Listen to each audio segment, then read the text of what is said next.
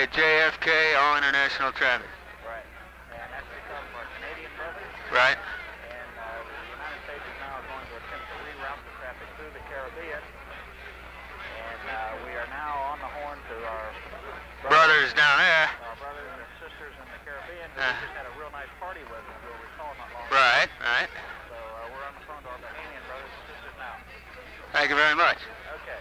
Okay. Bye-bye. Right ahead. Hello.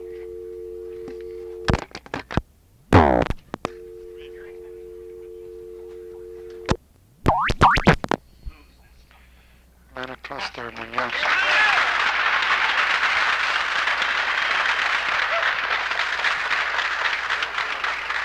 Say again?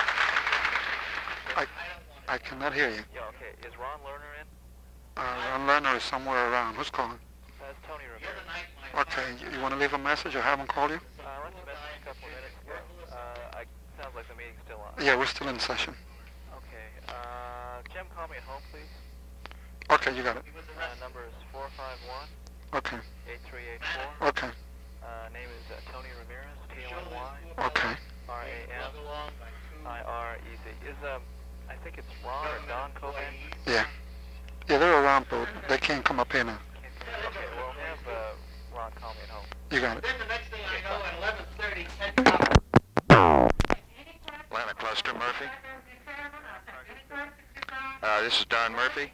Hi, Don. This is Mike Coe. Is Ron Elliott or Mike Cobb, anybody around? No. Rick Walsh just went up to his room. Ty is going to be in just a few minutes. Okay, traffic count. All right, I've got something from Hartsville is all I've got. All right, for the 8th. For the 8th, Atlanta, the count was 1360. What? For the 8th? For it, yeah. Yeah, the 8th of August. He called me on the phone, gave me the 8th, 9th, and the mid-watch for the 10th. Oh, okay, so we don't have the... No, the only thing he had was a mid-watch for the 10th, and that was 164 for Hartsville and 179 total. Okay, well, go ahead with what you have. Well, Atlanta was 1360. Are you wanting to count for all around the country here, or just for Hartsville? The traffic count just for Hartsville and the Atlanta Center, if we can get it. I don't have Atlanta Center. I don't know if they got that yet or not.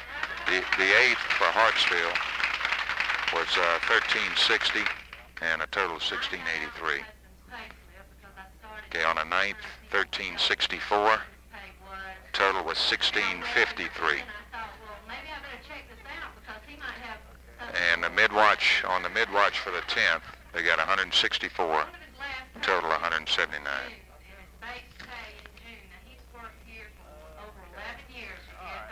Okay, I don't know if you heard or not, Ty said that Delta sent food, fruit, and some sandwiches up to the break room at the tower today.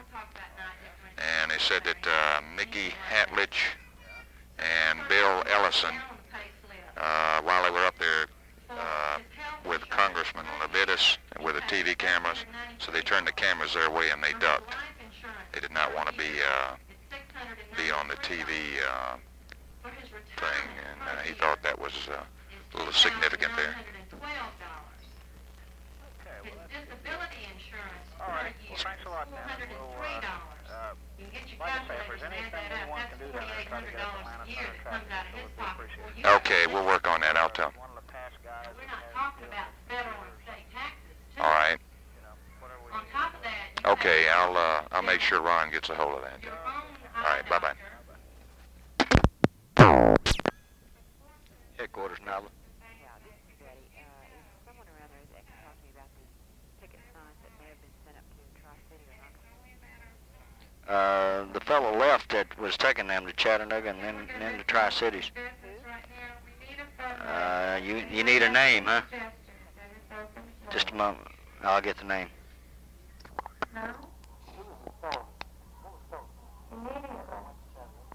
We're thinking one person, not simply the t-shirts and they already got one. Most of the guys They've got wanted somebody the who is hat, driving them and out. there were not enough to rent.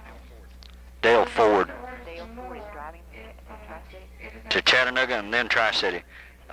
He probably won't get Chattanooga till about 9 or 9:30, so it's going to be another 2.5 hours to get to Tri-City.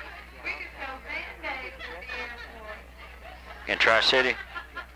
No, he was going to go to Chattanooga and then let them send him to Tri-City. They were going to find it out. No, Chattanooga was going to find out the address for him and have it for him when he got there. Oh, okay. So we got the address to Chattanooga and just sent him to Chattanooga. Okay. All right. Thanks. Bye-bye.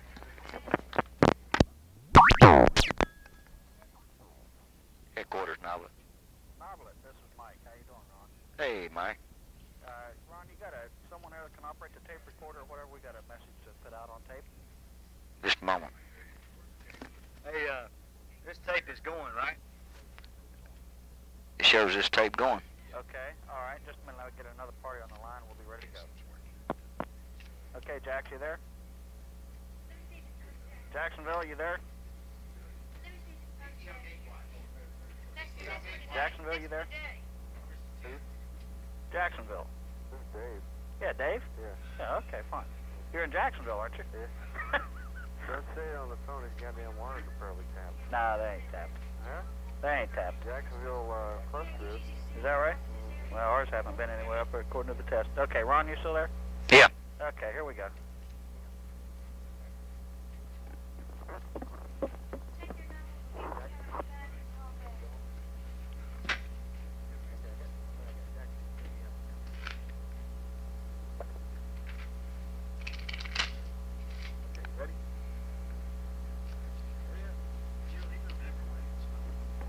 Hold on, we got some other people. We're getting ready.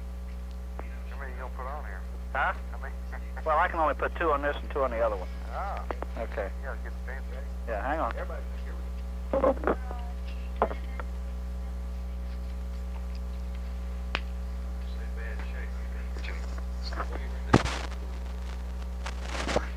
it's working. Tape record.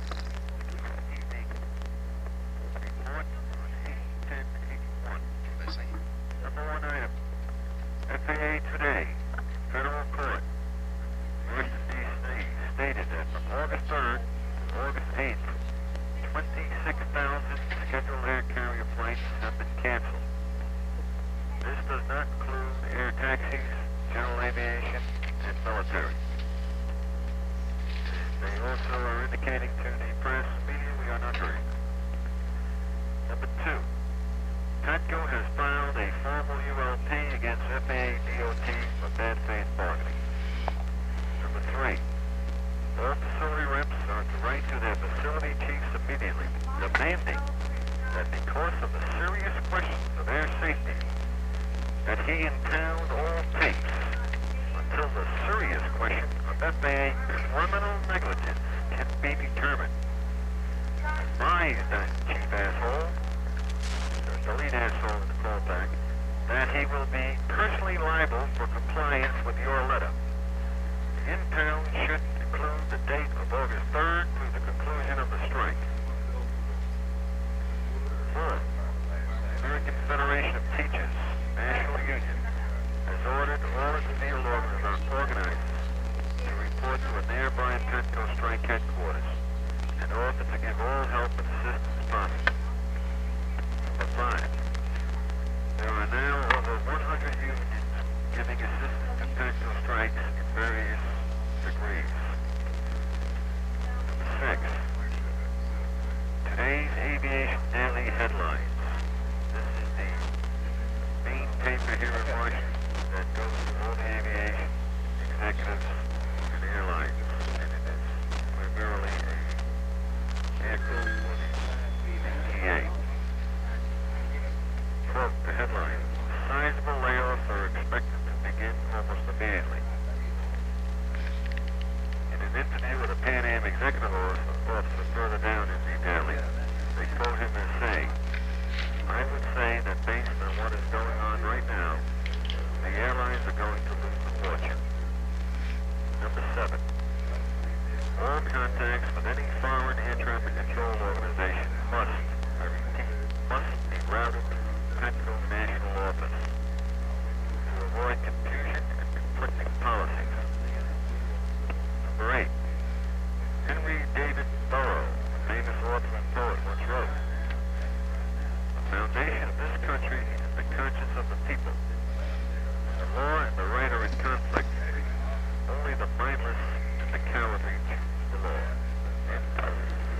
In continuing with today's tape under adverse circumstances, since our power is off, this information comes from Patco South. All international traffic had been stopped at JFK International Airport with an attempt to be rerouted through the Caribbean. Kennedy is virtually shut down. Canadian controllers walked off the job in Montreal. Delta Airlines reports they're only flying a portion of their flights, and they're also attempting to hide aircraft all over the country where the public can't see them. And they also advise that they probably will furlough if the strike lasts through this week. 70 U.S. aircraft are on the ground in London. At least were on the ground in London. Only one route left, and they're only accepting 6 per hour, and they're trying to get that route shut down now. So this just in from the eastern region. Kennedy Airport, as of 8:30 Eastern Standard Time, is still basically shut down on international traffic. Out of 120 scheduled arrivals daily, they've had 5 come in. The traffic departing is still basically canceled. However, the FAA is putting out that they're opening up a southern route down through the Caribbean with delays from 8 to 12 hours. On form letters 1 and 2, concerning your termination letters, insert your facility representative's name and home address in the area where it says who you designate as your rep, and return them by certified mail. To avoid any confusion, anyone who has received a letter of termination, whether it was certified mail or whether it was just laid in your post box, respond to that letter now. That's the end of the message. One final reminder, and I hope we'll all keep track of these little tidbits. I said last night that Republic Airlines was sending food to the scabs in the Manatari through the back door. Just to remind you tonight that Delta Airlines is now in competition with Republic for being Feed the Scab Airline of the Year. They're sending food and fruit and drinks into the IFR room out through the back door. Together we're going to win this thing. There's no question in my mind. There should be none in yours. Good night. Good day. Okay? Okay. Alrighty, y'all take care of yourselves, and did we have any losses or anything? No, hold on just a minute. That was kind of weak sound. Let me see how it came out. Okay. It just started off the volume being a little bit lower than normal. Sound fine with me, Mike. Okay, Ron. You take care, bud. Okay, you too, babe. I will see. you later. Bye.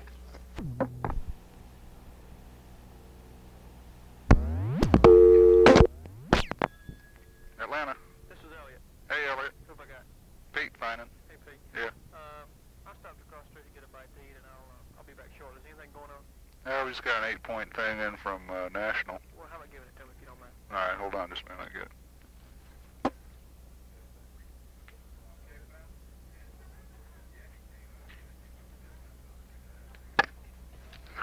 Okay, number 1, 126,000 flights canceled since the strike began, not including general or military. PACA filed a ULP for bad faith bargain against the government. Reps are asked to write their chiefs to impound the tapes since August 3rd and for possible criminal contempt or safety, and that they would be held liable for those tapes if they try and destroy them. The union has ordered the American Federation of Teachers, their union has ordered them all to report to the PATCO headquarters to assist in any way they can help. 100 unions are endorsing PATCO and assisting. Sizable layoffs expected immediately. That's in the Aviation News Daily. And, quote, airlines are losing a fortune. Canadians walked off at Montreal.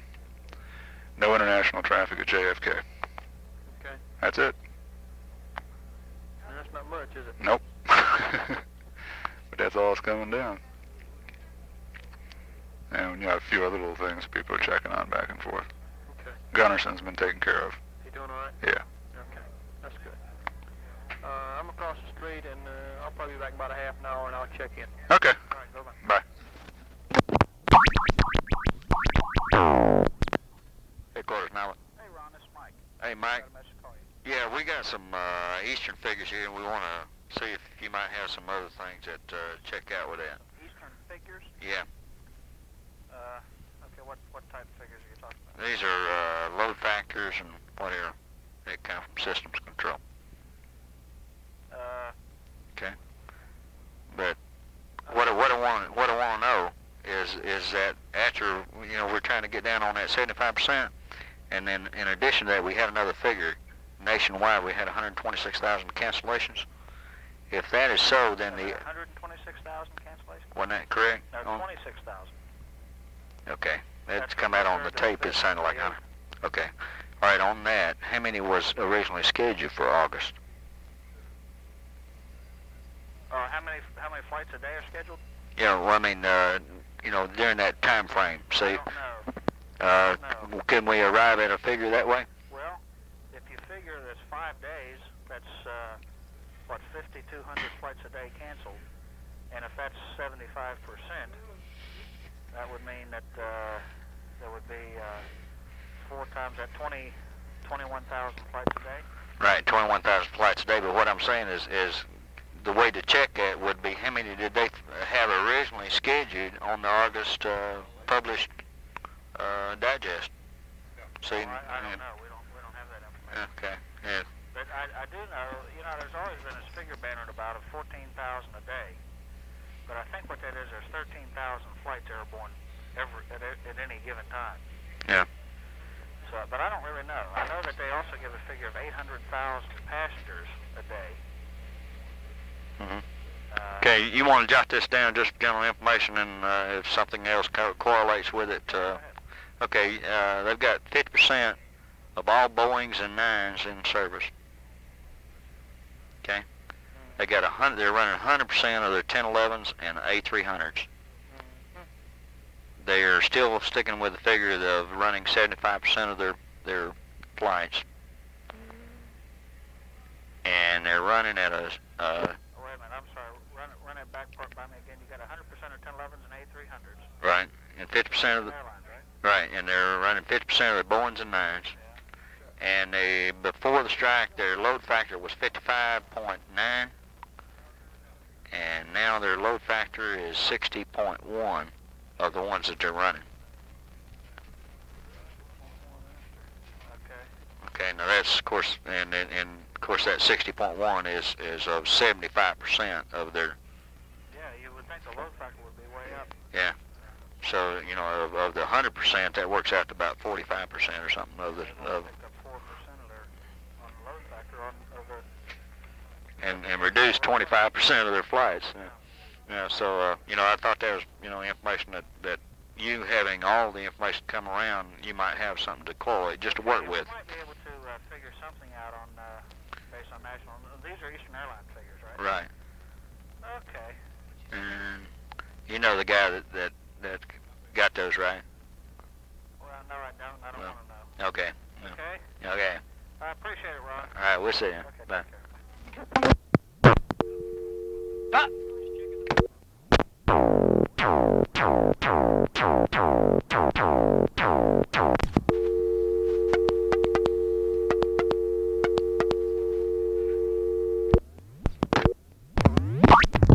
Go ahead.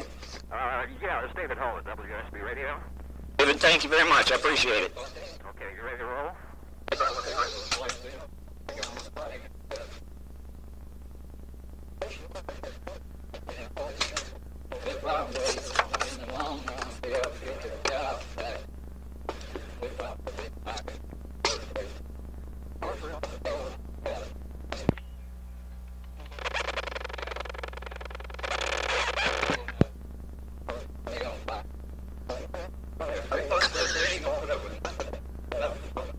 You guys ready to go?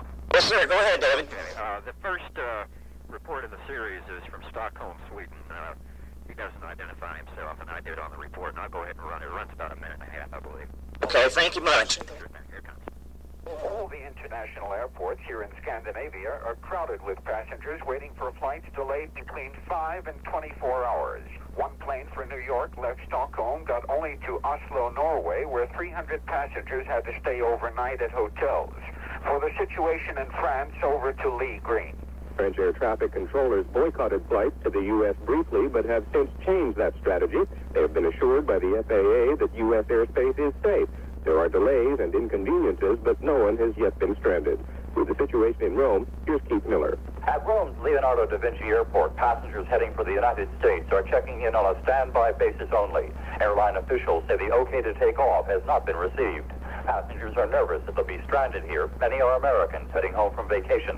For now, though, Italian air traffic controllers have not joined in the boycott of planes bound for the United States. And for the situation in London, here's Dave Weber. The North American departures from London's two airports are at a near standstill, with people still waiting for flights that should have had them home by now, and others are still arriving. The only planes making it to the U.S. are having to go through the southern route, through Spanish and Portuguese airspace. For that, to Harry Debelius in Madrid. The shift of U.S.-bound flights to the southern European route is causing an air traffic jam in Portugal. Controllers there say they can't handle the extra load. In Spain, air controllers are boycotting all flights bound for the U.S. in a show of solidarity with their American counterparts. Harry Debelius for NBC News, Madrid. First, the controllers voted to ban all aircraft making direct flights to and from the United States. But Australia's Minister for Transport, Peter Hunt, countered with, "If you do, I'll fire you." He told them to ban these flights on safety grounds was both illogical and irresponsible. He claimed that they were simply applying political bans in sympathy with colleagues in the United States who had defied their government. Now the Australian controllers have suspended their intended bans while they seek legal advice. However, air traffic controllers in the island of Fiji have decided to refuse to handle flights bound to the United States. Lionel Hudson for NBC News, Sydney. You got it. Thanks a lot, David. I appreciate it very much. Okay. Bye-bye.